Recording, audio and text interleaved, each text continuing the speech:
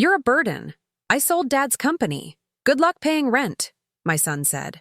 I smiled and replied, all right, good luck. When they landed in Milan and checked their bank accounts, I'm glad to have you here. Follow my story until the end and comment the city you're watching from so I can see how far my story has reached. I was arranging fresh lilies in the crystal vase when I heard Wade's car pull into the driveway. The sound of his BMW's engine always made my stomach tighten these days. He only visited when he needed something, and it had been 3 months since our last conversation. Through the window, I watched him emerge from the driver's seat, adjusting his expensive suit jacket. Brittany followed, her heels clicking against the pavement as she smoothed her blonde hair. Even from a distance, I could see the determined set of her jaw. Whatever they were here for, she was the one driving it. The doorbell rang twice, sharp and impatient. I set down the vase and walked slowly to the front door, my heart already preparing for disappointment. When I opened it, Wade barely looked at me. Mom? He said curtly, stepping inside without waiting for an invitation. We need to talk. Brittany swept past me, her perfume overwhelming in the small entryway. She was carrying a leather briefcase, which she clutched like a weapon. Hello, Agatha, she said with that fake sweetness that always made my skin crawl. I led them to the living room, the same one where Wade had taken his first steps 35 years ago.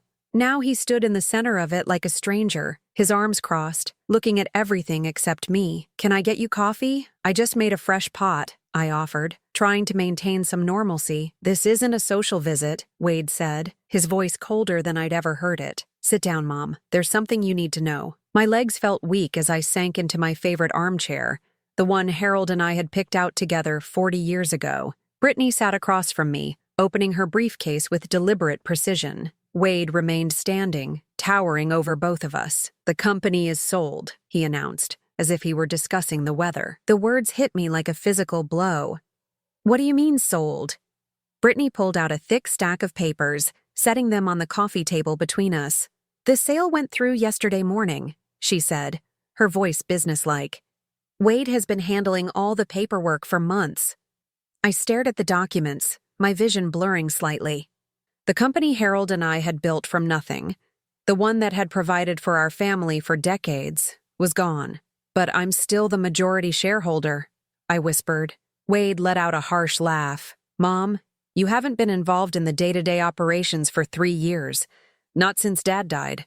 You don't even understand the financials anymore. That's not true, I said, but my voice sounded small even to my own ears. Look at you, Brittany interjected, gesturing toward me with manicured nails. You can barely manage this house. The bills pile up on your kitchen counter for weeks. You forget appointments.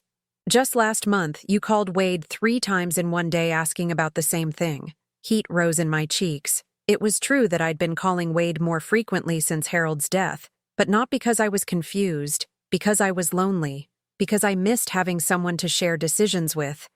Wade pulled up a chair directly in front of me, his elbows on his knees. Mom, you're 64 years old. You've been struggling since Dad passed.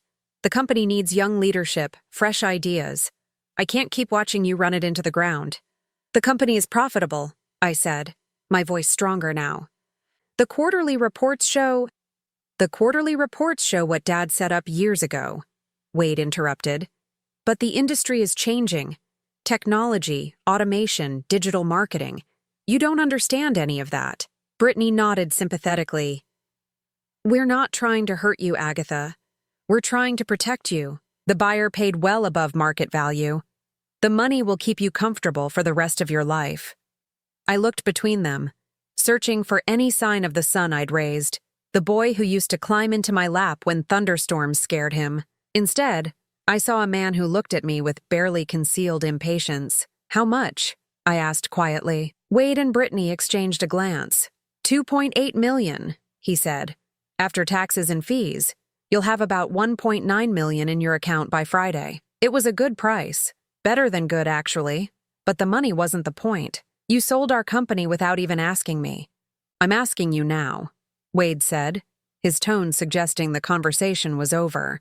I'm asking you to sign these papers making it official, to acknowledge that the sale was in your best interest. Brittany leaned forward, her voice taking on that syrupy quality again. Think about it, Agatha.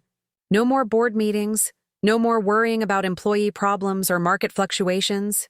You can focus on what really matters. Your garden, your book club, maybe some travel. Wade stood up abruptly, pacing to the window. When he turned back, his face was hard. The truth is, Mom, you're a burden. You have been ever since Dad died. You call me constantly with questions that any competent business owner should know. You second-guess every decision I make, even though you don't understand the modern marketplace. The word burden hung in the air like smoke from a fire. I felt something inside me crack, not break exactly, but crack like ice beginning to thaw. I sold Dad's company because it was the right thing to do, Wade continued, his voice rising slightly. For the business, for the employees, and for you. Good luck with the rent on your new apartment, because this house is going to cost more to maintain than you can afford on a fixed income. Brittany shot him a warning look, but he ignored it. You're my son, I said softly. More to myself than to him.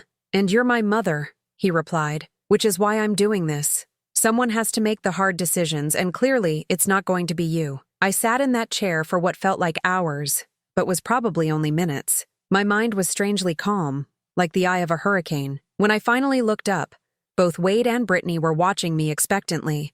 Okay, I said simply. Good luck. Wade blinked. What? I said okay. Good luck. I stood up slowly, smoothing my skirt. I assume you'll need me to sign those papers. Where? Brittany fumbled with the documents, clearly expecting more of a fight. Here, and initial there. I signed where they indicated, my handwriting steady despite the tremor I felt inside. When I finished, I handed the pen back to Brittany and walked toward the front door. That's it? Wade called after me. You're not going to argue? Not going to guilt-trip me about family loyalty? I turned back to face him, my hand on the doorknob. Would it change anything? He opened his mouth, then closed it again. I didn't think so, I said.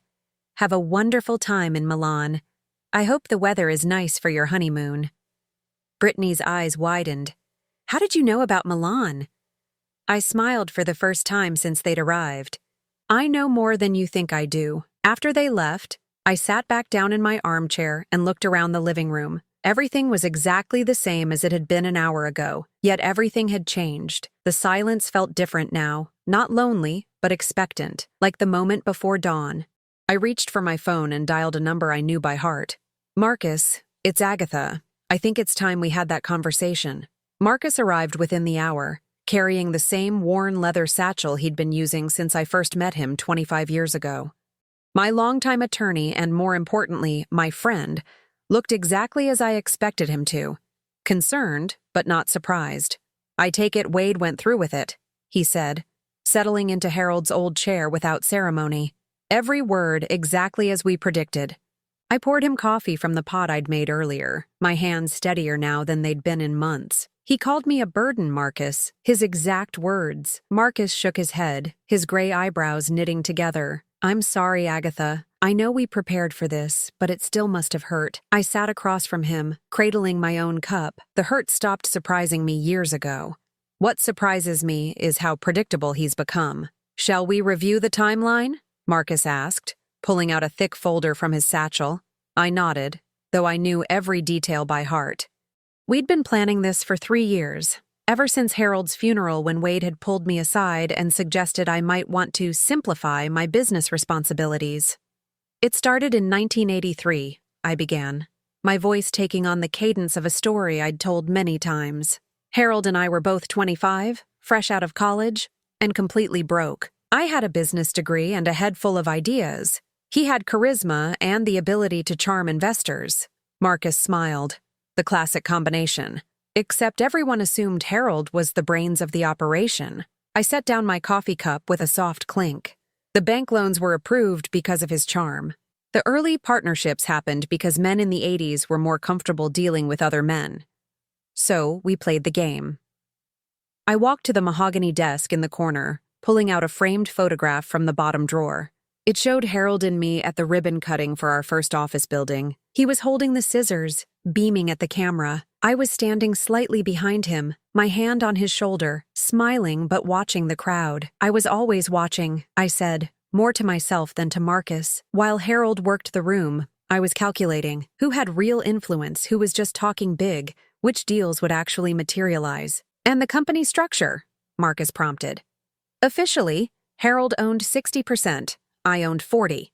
But the real power was in the subsidiary companies, the holding trusts, the intellectual property rights. All things I set up and managed while Harold focused on the public face of the business. I opened another drawer, this one filled with documents that Wade had never seen. When Wade joined the company 8 years ago, Harold was already showing signs of his heart condition. We knew we needed to plan for succession. Marcus pulled out his reading glasses. That's when you established the Meridian Trust. Exactly. I felt a familiar satisfaction remembering how carefully we'd constructed it. 70% of the company's actual value, the patents, the international contracts, the commercial real estate holdings, was transferred to a trust with me as the sole beneficiary. The remaining 30%, which included the day-to-day operations and the company name, stayed in the traditional corporate structure. And Wade knew none of this? I laughed, but there was no humor in it. Wade knew what he wanted to know. He was so eager to prove himself, to show that he could run things better than his old-fashioned parents. He never asked the right questions. The afternoon sun was streaming through the windows now, illuminating dust motes that danced in the air like tiny secrets. I remembered another afternoon, almost exactly a year ago, when I'd overheard Wade on the phone in Harold's old office. He was talking to Brittany, I said, the memory still sharp. She was asking about the company's assets, about whether I had any real control over the finances. Wade laughed and said I was just a figurehead, that I'd never understood the business side of things anyway. Marcus made a note on his legal pad. That's when you decided to accelerate the timeline. That's when I realized my son had never really known me at all. I returned to my chair, feeling the weight of decades settling around me. For 35 years, I've been the woman behind the curtain.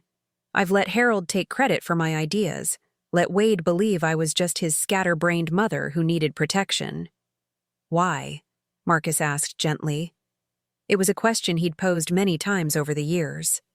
Because I thought it was what they needed from me. I traced the rim of my coffee cup with my finger. Harold needed to feel like the success was his. His pride required it. And Wade needed to believe he was rescuing me from my own incompetence. It gave him purpose. But Harold knew the truth. Harold knew. My voice softened, especially at the end. The night before he died, he made me promise something.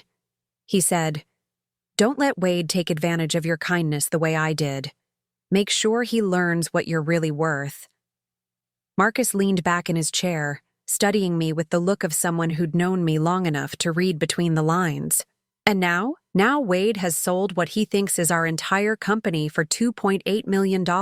I smiled, and this time there was definitely humor in it. What he doesn't know is that he's sold about 30% of the actual value, the shell, you might say. The Meridian Trust holdings are worth, as of yesterday's valuation, approximately $9.2 million.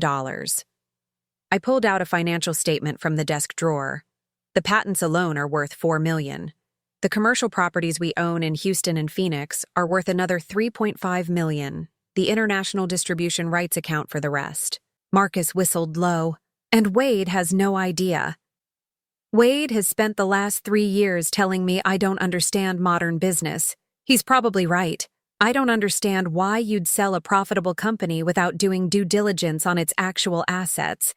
I stood and walked to the window, looking out at the garden Harold and I had planted together. Do you know what Wade said to me last Christmas? He said I was living in the past, that I needed to accept that the business world had moved beyond what a woman of my generation could understand. What did you tell him? I told him he was probably right. I turned back to Marcus, and then I made 3 new international deals and increased our patent portfolio by 40%. Marcus closed his folder and leaned forward. So what happens now? Now we wait for Wade and Brittany to arrive in Milan. They're staying at the Palazzo Parigi, the presidential suite. I booked it for them myself, as a wedding gift, using company funds that no longer exist, using funds from an account that Wade thinks contains his inheritance money. I felt a small flutter of anticipation in my chest. The account that will show a zero balance when they try to access it tomorrow morning. And the 53 calls? I laughed, the sound echoing in the quiet room. That's just an estimate. Knowing Wade, it might be more. Marcus packed his papers back into his satchel, but he didn't stand to leave. Agatha, are you sure about this? Once this plays out, there's no going back with Wade. I considered his question.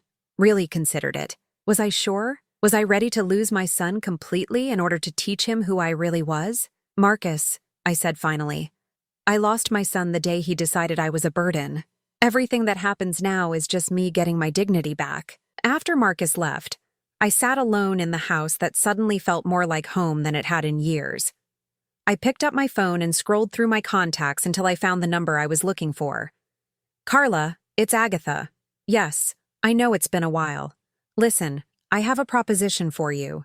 How would you feel about running a company again? As I talked, outlining my plans for expanding the business Wade had just unknowingly signed away, I realized something had shifted inside me.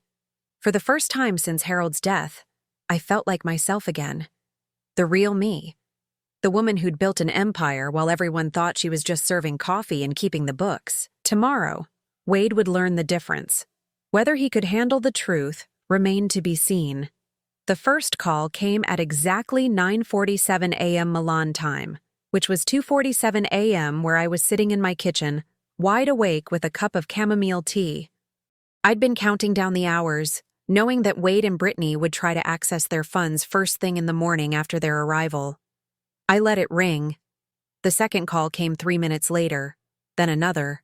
By the fifth call, my phone was vibrating so aggressively on the kitchen table that it nearly fell to the floor. I picked it up on the sixth ring. Hello, Wade. Mom! His voice was strained, panic barely contained beneath a thin veneer of control. There's a problem with the bank accounts, some kind of technical issue.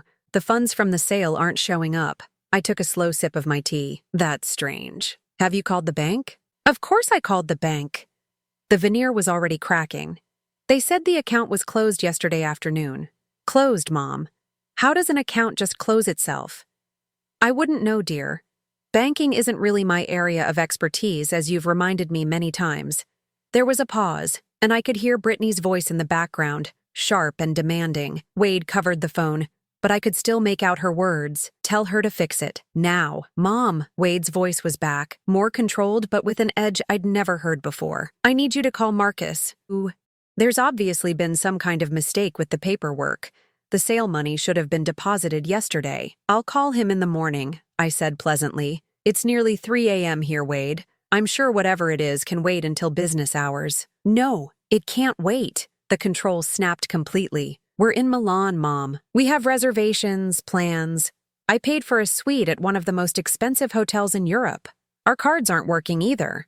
I made a sympathetic clicking sound with my tongue. That does sound inconvenient. I hope you brought some cash for emergencies. The line went quiet except for the sound of Wade's breathing, which was becoming increasingly ragged.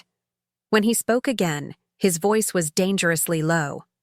Mom, I'm going to ask you once more, and I need you to listen very carefully.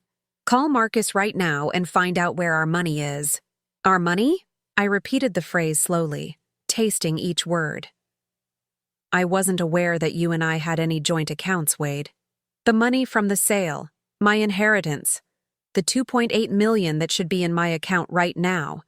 I set down my teacup with deliberate care. Oh, that money. Yes, I know exactly where that is. Thank God, I heard him exhale. So call Marcus and... It's in my account, I said simply. The silence that followed was so complete I wondered if the call had dropped. Then Wade's voice came back, barely above a whisper. What did you say? I said the money is in my account, where it's always been, where it will stay. The explosion was immediate. What the hell are you talking about? I sold the company. I have the paperwork. You signed it yourself. Yes, you did sell the company. And yes, I did sign the papers. You sold 30% of Herald Industries for $2.8 million. Quite a good price for what you actually owned, all things considered. I could hear Brittany now, her voice getting closer to the phone. What is she saying? Wade, what is she talking about? Mom. Wade's voice was shaking now. Whether from rage or fear, I couldn't tell. Stop playing games. You can't do this. The company was Dad's. It's mine now. The company name was your father's, yes. And the daily operations, the employee payroll, the office lease in downtown Austin. All of that was yours to sell, and you did. Congratulations. Then where? His voice cut off abruptly, and I knew he was beginning to understand. Where are the assets? I finished for him. The patents, the international contracts, the commercial real estate, the manufacturing rights. Those were never part of what you inherited, dear. Those were always mine. The phone clattered, and I heard Brittany's voice clearly now. Give me that phone. Mrs. Holloway, this is Brittany. I think there's been a misunderstanding. Hello, Brittany. How's the weather in Milan? Never mind the weather. Wade is telling me you're claiming ownership of assets that rightfully belong to him. That's not legally possible. I've seen the incorporation papers. You've seen some incorporation papers, I corrected. The ones Wade wanted you to see. Tell me, did you happen to review the Meridian Trust documents? Or the Patterson Holdings subsidiary? Or perhaps the intellectual property assignments filed with the state of Delaware? The silence told me everything I needed to know. I didn't think so, I continued. You see, Brittany, when you spend 40 years building a business, you learn to protect your interests. You learn that sometimes the most important assets are the ones that aren't written on the letterhead. Wade's voice came back on the line, and now there was definitely fear there. Mom, you can't do this. I'm your son. We're family. Yes, we are family. Which is why you felt comfortable calling me a burden and selling what you thought was my life's work without even consulting me. I stood up from the kitchen table and walked to the window, looking out at the sunrise beginning to paint the sky pink. Tell me, Wade, did you really think I was so senile that I wouldn't know what you were planning? Planning? I wasn't planning anything. I was trying to help you. You were trying to help yourself to what you thought was an easy inheritance. The difference is that you were counting on me being the helpless old woman you've convinced yourself I am. Brittany grabbed the phone again. This is elder abuse. We're going to sue you for everything you have. I laughed, a genuine sound of amusement. With what money, dear? And which lawyers? The ones you haven't paid yet because you're standing in a hotel lobby in Milan without access to funds? We'll figure it out, Wade said, back on the line now. I'll call everyone I know. I'll call Dad's old business partners. They'll loan me the money to fight this. You mean the business partners whose contracts are now void, because the company they partnered with no longer exists in any meaningful form? I asked. Or perhaps you mean the ones who are currently negotiating new, more lucrative deals with Meridian Trust. The sound that came through the phone was something between a growl and a sob. You planned this. You planned all of this. I prepared for it, I corrected. There's a difference. I hoped you would prove me wrong. I hoped you would show me that you valued our relationship more than you valued what you could take from me. I do value our relationship. No, Wade. You value what you thought our relationship could get you. There's a difference there, too. I heard hotel lobby sounds in the background, voices speaking rapid Italian, and the unmistakable ding of an elevator. They were clearly trying to sort out their situation in public, which couldn't be pleasant. How long have you known? Wade asked quietly.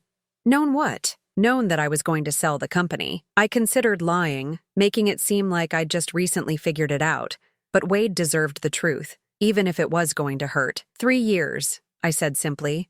Since the week after your father's funeral, when you told me I should probably start thinking about simplifying my business responsibilities. 3 years, he repeated numbly. 3 years of watching you circle like a vulture, waiting for the right moment to convince me I was incompetent. 3 years of listening to you and Brittany whisper about my memory, my capabilities, my age. 3 years of preparing for this exact conversation. Brittany's voice was back, shrill now with panic. We can't stay here without money. Do you understand that? We're going to be thrown out of this hotel. I'm sure you'll figure something out, I said. You're both so much more capable than I am, after all. Surely a little problem like being stranded in Europe without funds is nothing for people with your business acumen. Mom, please. Wade's voice broke on the word. I made a mistake. I see that now. Just tell me what I have to do to fix this. For a moment, just a moment, I felt the old familiar tug of maternal instinct, the desire to rescue him, to make everything better, to be the mother who solved all his problems. But then I remembered sitting in my living room yesterday, listening to him call me a burden. You can start by figuring out how to get home from Milan without my help, I said. Consider it a learning experience in problem solving. You can't just abandon us here. I'm not abandoning you, Wade. I'm letting you experience what independence feels like. Isn't that what you wanted? To be free of your burden of a mother? The phone went quiet except for the sound of Wade's breathing. When he spoke again, his voice was small, defeated. What happens now? Now you learn what I've always known, I said, watching the sunrise paint the world in shades of gold. That family isn't just about blood. It's about respect. And respect isn't something you inherit, Wade. It's something you earn. I hung up the phone and turned off the ringer. According to my count, that had been call number 13. If my estimates were correct, I had 40 more to go. I made myself a fresh cup of tea and settled back at the kitchen table with my tablet. I had emails to read, business decisions to make, and a company to run. The real company, the one that had never stopped being mine. Outside, the world was waking up to a beautiful new day. By noon, my phone had recorded 37 missed calls. I'd turned the ringer back on around 10 a.m., curious to hear how the tone of Wade's messages would evolve as his situation became more desperate. I wasn't disappointed. The messages progressed from confused to angry, to pleading to threatening, and back to pleading again. Brittany's voice appeared more frequently as the morning wore on, her earlier politeness completely abandoned in favor of increasingly shrill demands. I was in my garden, pruning the roses Harold had planted for our 20th anniversary, when call number 38 came in. This time I answered on the first ring. "Good afternoon, Wade." "Mom." His voice was hoarse now, exhausted. "We need to talk. Really talk." "I'm listening. Not on the phone. Face to face. We're coming home." I paused in my pruning, considering this development. "With what money? I believe you mentioned that your cards weren't working." "I called Uncle Robert. He's wiring us money for plane tickets." Harold's brother Robert, the one who'd always been jealous of our success. I could only imagine the conversation Wade had with him, probably painting me as a vindictive old woman who'd stolen his rightful inheritance. "That was resourceful of you," I said. "We'll be back tomorrow evening. Will you be home?" "This is my home, Wade. Where else would I be?" The line went quiet for a moment. "Mom, I need you to know that I'm going to fight this. Legally, I mean.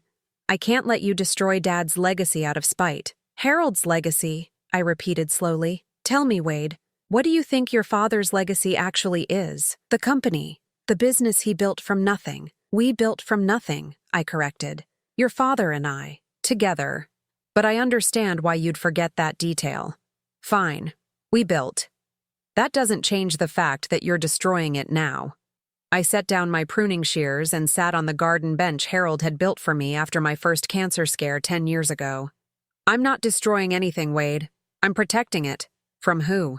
"From you." The honesty of my answer seemed to catch him off guard. Several seconds passed before he responded. "From me? Mom, I'm trying to honor Dad's memory. I'm trying to build on what he created. What you're trying to do is cash out as quickly as possible so you and Brittany can live a lifestyle you haven't earned." My voice was calm, matter of fact. "The buyer you found, Stewart Industries. They specialize in acquiring companies just to strip their assets and fire their employees. Did you know that?" Silence. "I thought not. Did you know that they planned to close our Austin office and move everything to Mexico within 6 months?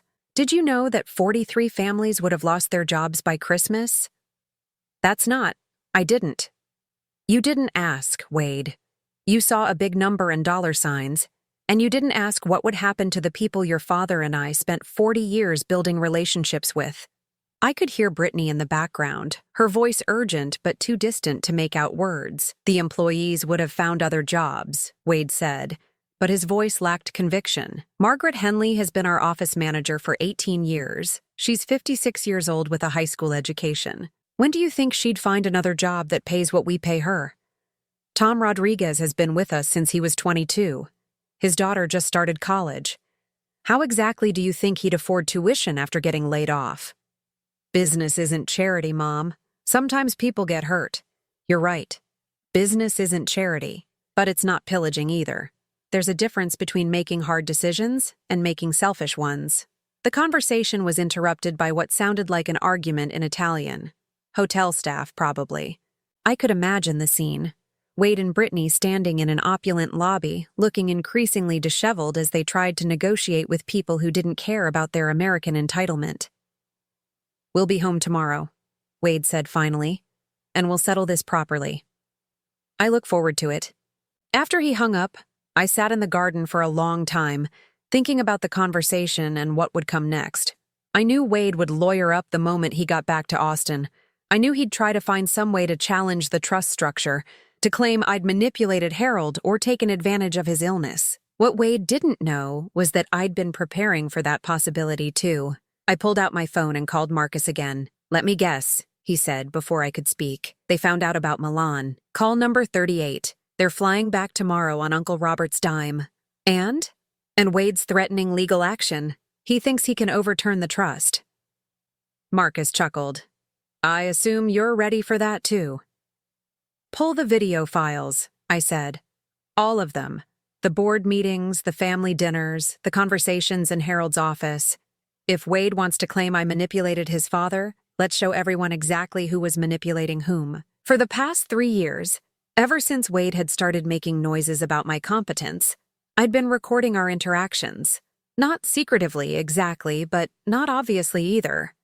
A small digital recorder in my purse during family dinners, voice memo apps running during phone calls, security cameras in the office that captured more than just break-ins. I'd learned long ago that documentation was protection, especially for women in business, especially for older women in business. "How extensive are we talking?" Marcus asked. "Extensive enough." Wade telling Harold that I was getting confused about basic business concepts. Wade suggesting to his father that maybe it was time to transition me into an advisory role only. Wade discussing with Brittany how to convince me that selling was in my best interest. And Harold's responses? I smiled, remembering. Harold defending me every single time. Harold explaining to Wade that I was the strategic mind behind 90% of our successful deals. Harold telling his son, quote, "Your mother could run circles around most CEOs half her age, and if you can't see that, you're not as smart as I raised you to be." Wade won't be expecting that. Wade's never expected much from me. It's been his greatest weakness. That evening, I made myself a simple dinner and settled in to review the financial reports from our international divisions. Meridian Trust wasn't just a holding company. It was an actively growing enterprise. While Wade had been focused on the flashy Austin headquarters and the domestic client base, I'd been quietly expanding our reach into markets he'd never even considered. Our partnership with a sustainable manufacturing company in Germany was generating more revenue than our entire Texas operation. Our licensing deals in Japan had doubled in value over the past 18 months. The software patents we'd developed for inventory management were being used by companies across 3 continents. Wade thought he'd sold our company for $2.8 million. What he'd actually done was sell the least valuable portion of an empire worth more than $15 million. My phone buzzed with a text message from an unknown number. "This isn't over. You've made the biggest mistake of your life. B." Brittany apparently had found a way to send international texts. I wondered if she'd borrowed someone's phone, or if she'd convinced Uncle Robert to include messaging in his emergency assistance. I typed back, "The biggest mistake of my life was letting you into my family. I'm correcting that now." The response came immediately. "Wade will never forgive you for this." I stared at that message for a long moment, feeling something settle deep in my chest, something that felt like relief. "Good," I typed back. "Maybe now we can have an honest relationship." I turned off my phone after that and spent the evening reading. Harold had always said that the best business decisions were made with a clear mind and a calm heart. Tomorrow would bring drama, accusations, and probably lawyers. Tonight, I wanted to enjoy the peace of a house that finally felt like mine again. Around midnight, I walked through the rooms Harold and I had shared for so many years. The living room where we'd planned our first expansion, the kitchen where we'd celebrated our biggest contracts, the office where we'd worked side by side building something we were proud of. For 3 years, this house had felt like a mausoleum, a shrine to a man who was gone and a business I thought I'd lost control of. Tonight, it felt alive again. I stopped in front of the family photos lining the hallway, looking at images of Wade as a child, a teenager, a young man just starting his career. In every photo, he was smiling, confident, surrounded by love and support. I'd given him everything I could think of to give him: education, opportunity, unconditional love, and a path to success. What I'd apparently failed to give him was respect for the people who'd provided all those things. Tomorrow, he'd learn what it felt like to lose them. And maybe, if I was very lucky, he'd also learn what it took to earn them back. Wade's rental car pulled into my driveway at 6:43 p.m. the following evening. I'd been watching from the kitchen window, timing their arrival with the same precision I'd once used to schedule international conference calls. They were 12 minutes later than the flight tracking app had predicted, which meant they'd probably argued about something during the drive from the airport. I didn't rush to answer the door when Wade's familiar, impatient knock echoed through the house. Instead, I finished washing my dinner dishes, dried my hands carefully, and smoothed my hair before walking slowly to the entryway. Through the frosted glass, I could see two figures standing stiffly on my porch. When I opened the door, the difference in their appearance was startling.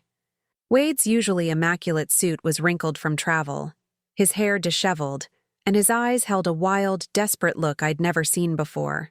Brittany looked even worse. Her makeup was smeared, her designer clothes looked slept in, and she was clutching an oversized purse like a life preserver. "Mom," Wade said, his voice carefully controlled. "We need to talk." "Of course. Come in." They followed me to the living room, the same space where this had all begun just 4 days ago, but the dynamic had shifted completely. Where Wade had once stood confidently, now he perched on the edge of the sofa like he was ready to bolt. Brittany sat beside him, her eyes darting around the room as if she was cataloging items for potential value. "I've brought my lawyer," Wade announced, trying to reclaim some authority. "He'll be here tomorrow morning. We're going to contest the trust documents." "That's certainly your right," I said pleasantly, settling into my favorite chair. "Though I should warn you that legal challenges to properly executed trusts rarely succeed, especially when there's 30 years of documentation supporting their validity." Brittany leaned forward, her composure finally cracking completely. "You can't do this to us, Agatha. We have a life planned. We have commitments. I quit my job at the hospital because Wade said we'd be set for life." "You quit your job?" I raised an eyebrow. "How presumptuous of you." "We bought a house," Wade said quietly, "based on the expected sale price. The down payment is due next week." "That does sound like a problem," I agreed. "Poor financial planning often leads to such difficulties." Wade's careful control slipped. "Stop playing games. You know what you've done. You've stolen what rightfully belongs to me." "Have I?" I pulled out a manila folder from the side table beside my chair. "Let's review what rightfully belonged to you, shall we?" I opened the folder and spread several documents across the coffee table. Wade and Brittany leaned forward, squinting at the legal text. "This is your father's will," I said, pointing to the first document. "As you can see, he left you the family business as it was legally constituted at the time of his death. That included the corporate name, the office lease, the employee contracts, and the domestic client relationships." Wade grabbed the document, scanning it frantically. "It says I inherit his share of Herald Industries, which was 60% of the company." "Correct. 60% of Herald Industries as it existed 3 years ago." I pulled out another document. "However, this is the amendment your father signed 18 months before his death, formally acknowledging that the most valuable assets had been transferred to separate entities in which he held no ownership stake." "That's impossible," Brittany said, snatching the paper. "Harold wouldn't have signed away his own assets." "Harold didn't sign away anything," I corrected. "Harold acknowledged what had always been true, that those assets were mine to begin with. I was the one who developed the patents, negotiated the international contracts, and purchased the commercial properties. They were never his to leave to anyone." I watched Wade's face as the reality sank in. His expression cycled through confusion, anger, and finally, a kind of hollow understanding. "You planned this from the beginning," he whispered. "I protected what I built," I said. "Just as any smart business person would." Wade stood up abruptly and began pacing. "No, this is more than that. You let me believe I was inheriting a multi-million-dollar company. You watched me make plans, make commitments, quit my job to focus on running the business full-time. You set me up to fail." I gave you exactly what your father left you, I said calmly. If you chose to make assumptions about the value without doing proper due diligence, that's not my responsibility. Due diligence? Wade's voice cracked. You're my mother. I trusted you. Did you? Because from where I sit, it looks like you trusted that I was too stupid and too grief-stricken to notice what you were planning. I pulled out my phone and scrolled to a voice recording I'd saved from 8 months ago. Wade's voice filled the room, tinny but clear from the phone's small speaker. Brittany, I'm telling you, she has no idea what she's sitting on. Mom thinks the company is worth maybe $3 million tops. She's always been clueless about the financials. Once I convince her to sell, we'll have enough to buy that house in Westlake and still have millions left over. The old lady will be so grateful for our help. She'll probably give us power of attorney over her personal accounts too. The recording continued for another 30 seconds, with Wade laughing about how easy it would be to manipulate his scattered mother into making decisions that would benefit him. Brittany's face went white. Where did you get that? Wade made that call from your kitchen last December, when I was visiting for your housewarming party. You'd stepped out to get wine, and Wade thought I was in the bathroom. I was actually right around the corner holding my phone. Wade sank back onto the sofa, his head in his hands. You've been recording us. I've been protecting myself, I corrected.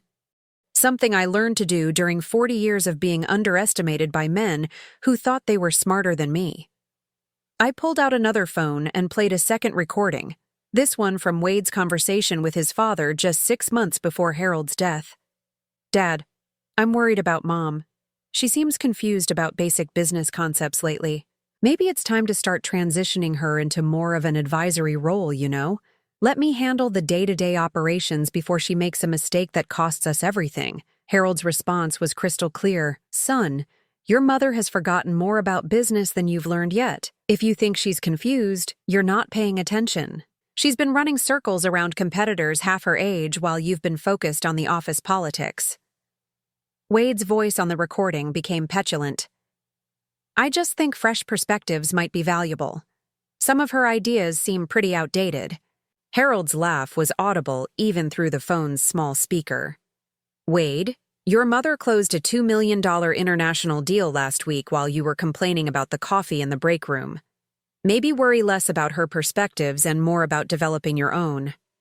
When the recording ended, Wade looked physically ill. Brittany was staring at him with an expression of dawning horror. You told me she was losing her mind, she said slowly. You said the doctors were concerned about early dementia. I never said that, Wade protested weakly. You absolutely said that. Brittany's voice was getting louder.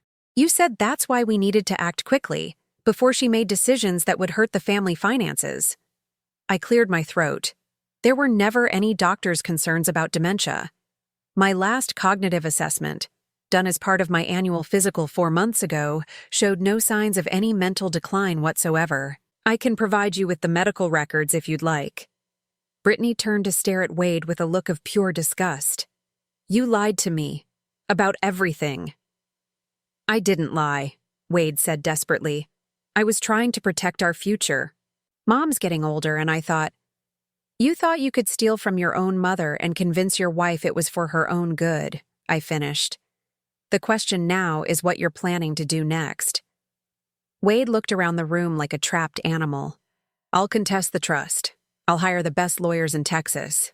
I'll prove that you manipulated Dad when he was sick. With what money? I asked reasonably. Your cards don't work, remember? Uncle Robert paid for your plane tickets, but I doubt he's prepared to fund a prolonged legal battle against trusts that have been properly maintained for 3 decades. I'll figure something out. You could, I agreed. Or you could accept reality and decide what kind of relationship you want to have going forward.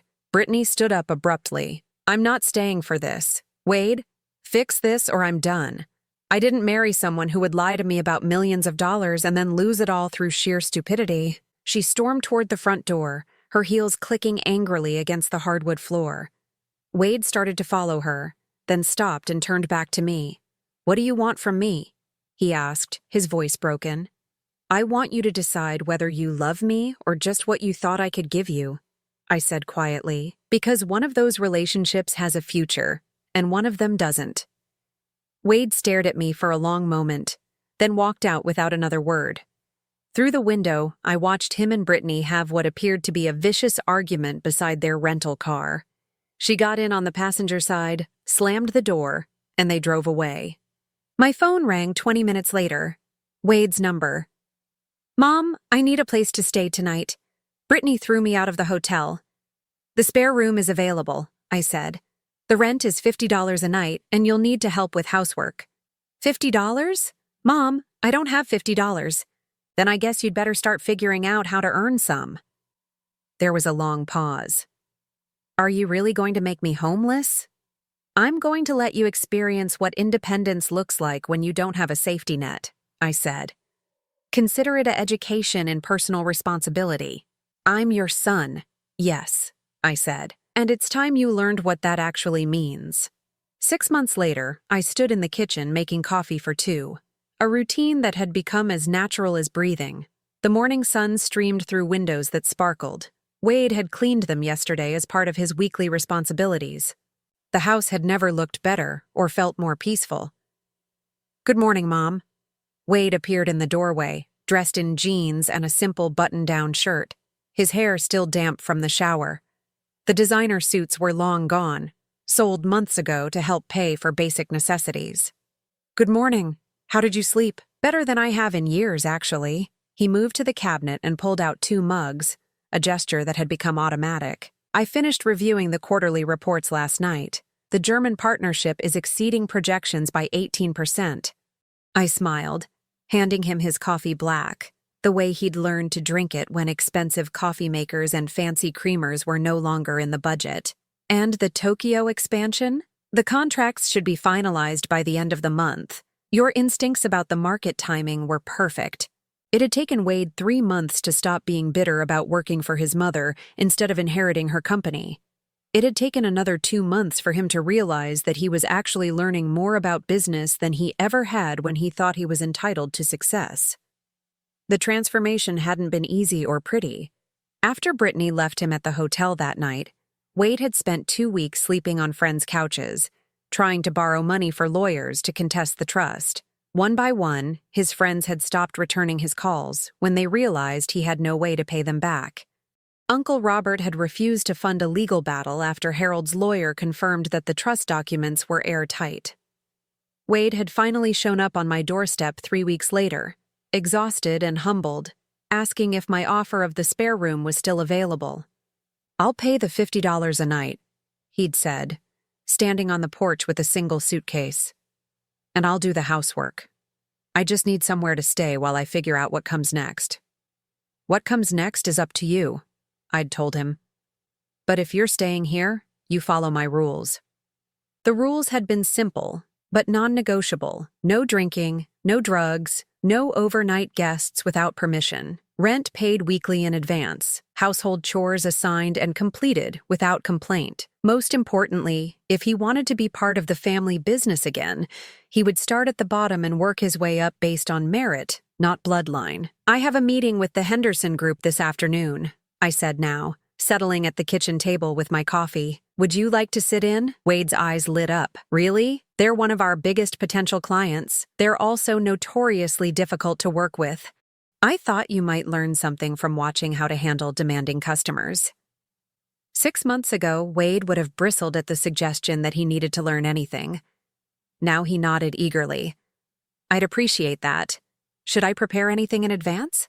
"Review their file. Study their previous partnerships. Think about why they might be hesitant to work with us and how we might address those concerns." "Already done," Wade said, pulling out a notebook filled with his handwriting. "I stayed up until midnight researching their corporate culture and recent market challenges." I felt a familiar warmth in my chest, the same feeling I'd had when Wade was 8 years old and had spent hours building an elaborate Lego castle, determined to get every detail perfect.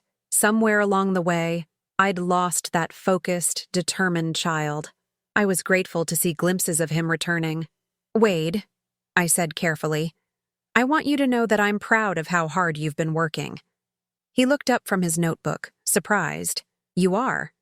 "I am. When you first came back, I wasn't sure if you were here because you genuinely wanted to change or just because you had nowhere else to go."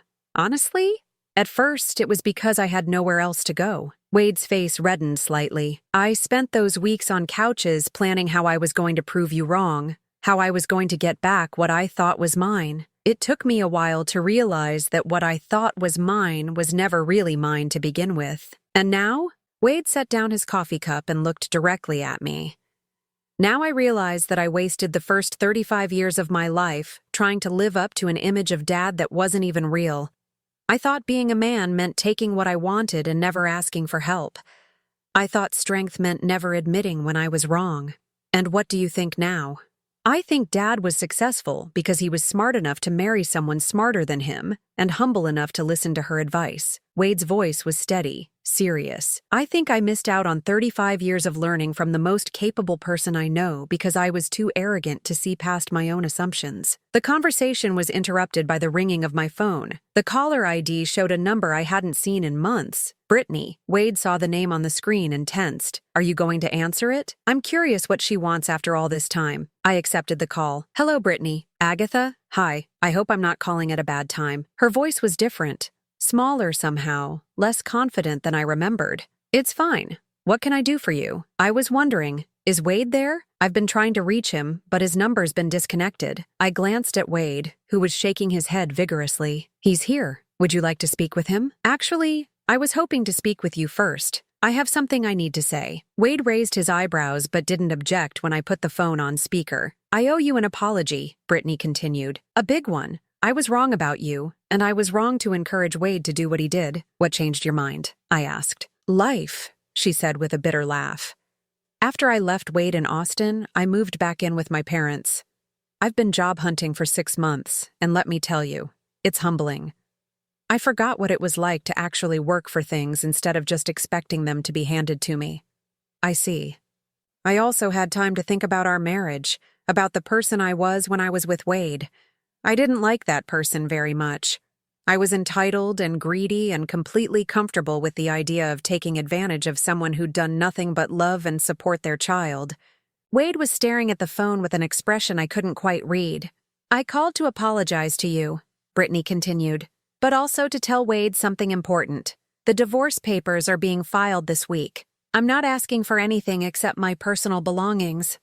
I don't deserve anything more than that, Brittany, Wade said quietly. You don't have to. Yes, I do. Wade, you made mistakes, but I made them worse. I pushed you to see your mother as an obstacle instead of an ally. I convinced you that taking advantage of her was somehow justified. I'm ashamed of who I was, and I'm sorry.